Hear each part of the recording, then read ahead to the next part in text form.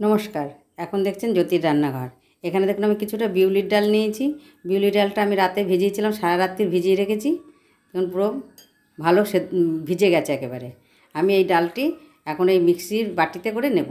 দেখুন এই বাটিটায় সম্পূর্ণ ডালটা তুলে নেব, একটা পেস্ট তৈরি করব। দেখুন ডালটা আমি সম্পূর্ণ নিয়ে নিয়েছি। এটা একটা আমি ব্যাটার তৈরি করব অল্প, খুব সামান্য জল দিয়ে। বেশি জল দিলে পাতলা হয়ে যাবে। জ্যোতির্মা আজকে কী করতে চলেছে সঙ্গে থাকলে দেখতে পাবেন। স্কিপ করে দেখলে বুঝতে পারবেন না যে আমি কি করছি। আমি এটা পেস্ট তৈরি করে দেখাচ্ছি আপনাদের।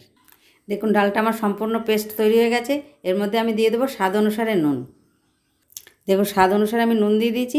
এই ডালটি আবার খুব ফেটাতে হবে। আপনারা যত ফেটাতে পারবেন তত জিনিসটি ভালো হবে। লাইক দিয়ে, সকলের কাছে অনুরোধ রইল লাইক দিয়ে পুরো ভিডিওটি দেখবেন। আমি খুব ভালো করে ফেটিয়ে নেব। দেখুন ডালটা ফেটানো হলো কি না কী করে বুঝবেন? আমি এই এক বাটিতে জল নিয়েছি, তার মধ্যে এরকম করে দেব।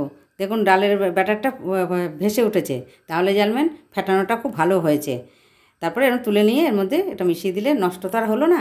এটা জলের মধ্যে দেখে আপনারা বুঝতে পারবেন যে আমার ডালটা ফেটানো। যদি ফেটানো না হয়, যে ডালটা তলায় ডুবে থাকবে। এবার চলুন গ্যাসে ফিরে যাই। খুব চটজলদি হয়ে যায়, খুব তাড়াতাড়ি হয়ে যায় আমি যেটি করছি। আপনাদের সকলের কাছে অনুরোধ রইল সাবস্ক্রাইব করে বেল আইকনটি টিপে দেবেন। পরবর্তীকালে রান্না যে জ্যোতির্মা ছাড়বে সেগুলো সব আপনাদের কাছে নোটিফিকেশনটা আগে পৌঁছে যাবে। চলুন গ্যাসে ফিরে যাই। এখন গ্যাসটা জেলে আমি একটি কড়াই বসিয়ে দিয়েছি। কড়াইতে আমি সাদা তেল দিয়েছি। আমি এগুলো ভাজবো। আমার তেলটা গরম হয়ে গেছে। আমি একে একে একদম ছোট্ট ছোট্ট করে এগুলো এর মধ্যে দেবো। একদম ছোট ছোট করে এর মধ্যে সব আমি সবগুলো দিয়ে ফিরে আসছি। দেখুন এগুলো একটু অপরিষ্কার করে হয়েই এসছে। দেখুন আমি উল্টে দিচ্ছি। এবার উল্টে পাল্টে লাল করে ভেজে নেব। দেখুন এখানে আমি একটা স্টিলের কড়াই নিয়েছি। আমি ওইটা রস বড়া করছি। তার জন্য আমি একটা শিরা বানাবো। দিয়ে দেবো 1 বাটি জল, আরও হাফ বাটি জল দেবো, আর দিয়ে দেবো 200 গ্রামের মতন চিনি। আপনারা যদি বেশি মিষ্টি খেতে চান আরও দিতে পারেন। আমি এটা এবার গ্যাসে বসিয়ে দেবো একটা শিরা তৈরি করার জন্য। এতে দিয়ে দেবো 2টো এলাচ দিয়ে এবার আমি শিরাটা তৈরি করব। দেখুন আমার বড়াগুলো ভাজা হয়ে গেছে। আমি এবার তুলে নেব। অল্প উপকরণে খুব চটজলদি হয়ে যায়। করে দেখুন, আপনাদের আশা করি খুব ভালো লাগবে। এটা রস বড়া আমরা খেতে খুব পছন্দ করি। যারা পছন্দ করবেন অবশ্যই। আমি এটা এবার তুলে নেব। এটা তুলে বাকিগুলো এই প্রসেসেই ভেজে তুলব। দেখুন বড়াগুলো তুলে আমি আর নর্মাল জলে দিয়ে দিয়েছি। যে এক্সট্রা তেলটা আছে এই জলে চলে যাবে। দেখুন এখানে আমার শিরাটা তৈরি হচ্ছে। আমি বাকিগুলো অন্য গ্যাসটাতে ভাজছি। আমার এইখানে সামনে এটা নিয়ে এলাম। দেখুন আমার এটা শিরাটা তৈরি হচ্ছে।